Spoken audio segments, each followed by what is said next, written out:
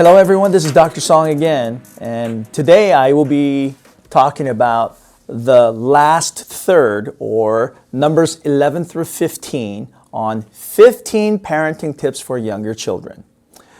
I've said this many times in the past, but the principles that I talk about here are applicable to middle school and high school kids as well. So please, don't dismiss it thinking that, well, my kids are all grown up, or they're in their teens or in high school, so I'm not going to pay attention. Please do learn something from these series of videos to help you to become better parents. So numbers 1 through 10, I'm going to do a quick review, okay? Now, number 1 through 10, pray for your children, okay? Focus on positive side of parenting. Focus on your child's strength, that is. Number 3, prevent tantrums or emotional outbursts from happening by being proactive in your communication and expectations and consequences. Number 4, parents need to make sure that they're healthy too. Number 5, do whatever you can to maintain that peace at home. Number 6, plan for success. Plan for success by reading, taking on tips, learning from others, getting advice from professionals. Number 7, have a long-term perspective and a positive view on parenting. Okay? Always take a step back and see the bigger picture. See things from God's perspective. Number 8, focus on discipline, not punishment. The difference between these two are that discipline is about making inward change, promoting inward change, whereas punishment is simply momentary avoidance of pain and outward change. Okay, so focus on the inward change and development. Number 9, you could be proud of your child for his or her excellence and achievement, but don't fill your own heart with pride as to how good your child is in comparison to others. And make sure that your child is not huffed up and puffed up with that kind of pride. Number 10, pay attention to your child. Many parents are just too busy to pay attention to the child's innate tendencies and characters. And too many times we think that we're communicating with our kids by asking simple questions that require yes or no answers. We need to use our language skills to really probe into the child's life and mind. And I think in the previous video I talked about asking questions instead of asking, how was your day? Maybe you could ask the child, tell me 3 things that went well, and tell me a couple of things that were pretty bad. And that kind of questioning, slight change in your approach, will allow the students and encourage them to share what's on their mind. So number 11 today, pops need to step up. Fathers need to step up. Dads need to step up and step in, not step aside. And this happens especially when the children reach a certain age, like preteen years. A lot of dads say, hey, I've done my part in, bringing up the kid to this point, and I'm going to be busy, working and providing for the family, so I hope, Mom, you take care of everything. No, Pop, you need to be there. In fact, I could go on talking about this for a long time, but it doesn't matter if it's a boy or a girl, the child's gender, dads need to be there, especially in their preteen and teenage years. Okay? So pops, you need to step up. As children become more opinionated and even confrontational, dads have the unique role to be the referee at home. Notice that your children are arguing with your wife or moms a lot. And that's when the dad has to step in and say, hey, calm down and sort things through and be the referee at home. Okay? And moms, my advice to you, step aside. Allow the dad to take over. Now, isn't this refreshing and relieving? Let the dad take the helm and build him up as the leader of the family. Number 12, provide plain and simple answers to your children. Okay? A lot of times, especially for the young children, we don't have to over-explain. Do you know that sometimes it's perfectly fine to say, because I said so? You don't have to go, well, no, I told you to clean up. Why? Because I said so. You don't have to go, well, the bacteria and the ratio. No, you don't have to talk about things like this. Just go like, hey, I need you to clean up the room because I said so. Okay? It's a perfectly fine answer. There's certain questions that require explanations. I get that. But keep in mind that you're not obligated to explain or persuade your child to comply. You don't need to get their approval. You're the adult. You're the parent. Sometimes give simple directions. Why are we going to grandma's? Because it's her birthday.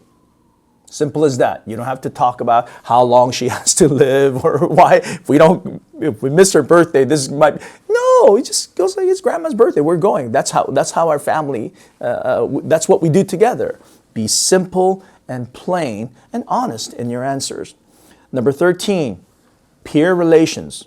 Okay, you need to pay attention to your child's friends. Of course, you want to encourage your child to make and maintain good friendship. But what is a good friendship? What is a good friendship? It's time to ask that.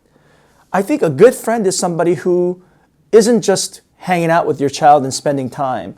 It's a child who could really connect well, communicate well, and help each other along the way. I've seen children's parents who try so hard to have their child connect with certain group of students like little cliques. That's not necessary. Don't overly force your child to have friends if your child is an introvert, okay? Now, if your child is an extrovert and want to hang out with a lot of friends, that's something that you need to be mindful of as well. Everyone needs friends, but you don't have to have a whole lot of friends, okay? I look at my life and the life of many other adults I know. We don't have 50 close friends. We may have 1, 2, 3, 4, 5, maybe, I don't know, I think 10 is a large number. If you have 10 really close friends, man, you're doing really well in your life. Okay? In my life, I think I have 3 really good friends out of my own family and marriage. It's okay. Let those kind of positive and close relationships develop over time. Your child need not have 50 friends at school. Remember that. Peer relations. Focus on quality over quantity. Friends change, so don't try to manipulate relationships to last long. Some kids will be friends for a long time. Sometimes they may also grow apart, and sometimes they may come back to their relationship again. You don't have to have best friends and 2 friends who remain close friends for a long, long time. So understand the peer relationship is a changing dynamic. And what I would advise the parents is don't try to manipulate it. Don't try to manipulate it. Be next to your child. Be around the child to provide the support and guidance, but don't try to manipulate friendship. Number 14, pay attention to your child's passion and compassion. This is what I mean. Find out what your child is passionate about. This might be an innate talent or the interest that God has given that person. Okay? So pay attention to that. Don't try to exert your idea, your plans, and your goals on your child. Let the child figure that out. And that's what we need to do as parents, right? Just guide them. It's not about placing our kids into some peg hole that we want to achieve, or we want it to be their life goal. It's about finding their path. And I always use imagery where you have a fish in your hand and you're not grabbing it and saying this is what you're going to do, but you have the water and the fish in the hand, and you're in the stream and you're gently guiding this fish to swim where it needs to go. Okay? Hope this makes sense. Okay? What about compassion? Equally important to one's passion is developing a sense of compassion toward others. Just compassion toward humanity. Don't pass by a homeless person without doing anything. Even if it's a conversation that you need to have about homelessness. Maybe a few dollars, maybe a few pennies, maybe sometimes preparing some food. My wife always gives me, I don't know if she'll see this video or not, she always gives me a bag of goodies every morning. And one thing that she doesn't know is that many times I give some of those goodies away to the homeless people on my way to work. But that's what I've learned from my parents. You have to be kind to others. You never know what that person has gone through or is going through. So we need to develop some compassion toward others, and especially people who are different or people who are in a poorer state than we are. Provide opportunities for your children to have awe-filled experiences. Take them to the homeless shelter. Maybe they need to see what downtown looks like. Maybe they need to join you in their mission trip to Mexico or third world countries. Maybe they need to be part of church activities where I know that in Selmar area every year there's gift wrapping that goes on for days for all the things that are donated. Let them participate in those opportunities so that they could develop a heart, if you will. They could develop a heart of compassion. And last but not least, 15 things. Of the 15th advice on parenting is this. Be patient, parents. Especially for young children. You may feel that your child is perfect, docile, compliant. Oh, a perfect child. But pretty soon there's going to be some sassiness. Yep. What I call sassiness is the angels turning into little devils. They're going to talk back. They're going to show their anger. They're going to express their frustration. They're going to show defiance. They're going to slam doors. They're going to slam their fist on tables. They may throw things. These things are going to happen. Please don't call me and say, "What happened to my angel? Is it the friends at school? Is it the friends at New Covenant Academy are so horrible and bad that my child has become a really, rough cut?" No. It's just part of growing up. And your child is changing. So when that happens, don't lose your cool. Be prepared. I've given you the warning now. Be prepared. Be the adult in the room and diffuse the situation. All right. I don't know if it's worth repeating all 15, but I did the first 10. So today, the numbers 11 through 15 that I went over are as follows. It's a quick review. Number 11, pops need to step up. Dads, step up. Don't step aside. In fact, if there's anyone that needs to slightly step aside, our moms. Okay? Number 12, provide simple and plain answers to your children. You don't have to persuade them. Sometimes mom said so, dad said so, because I said so is perfectly fine and enough. There are answers, there are questions that need explanations. I get that. But many times, you don't have to persuade the children by providing detailed explanations. Number 13, pay attention to peer relations. Make sure that they have good friends. Make sure they have friends. Some children I know of have no friends at school. Oh gosh, how horrible it must be if you have no friends at school.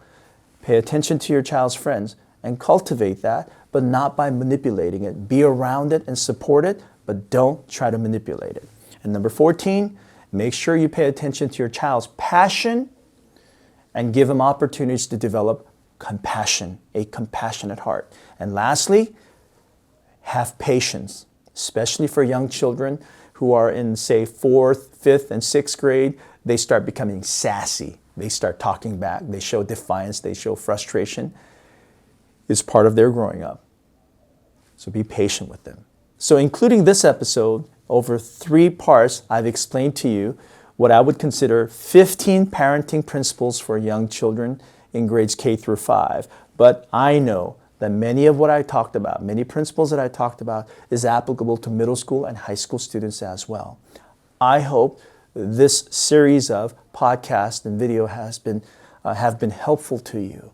The next set of videos will be about how to work with teenagers. I hope you stay tuned for that as well.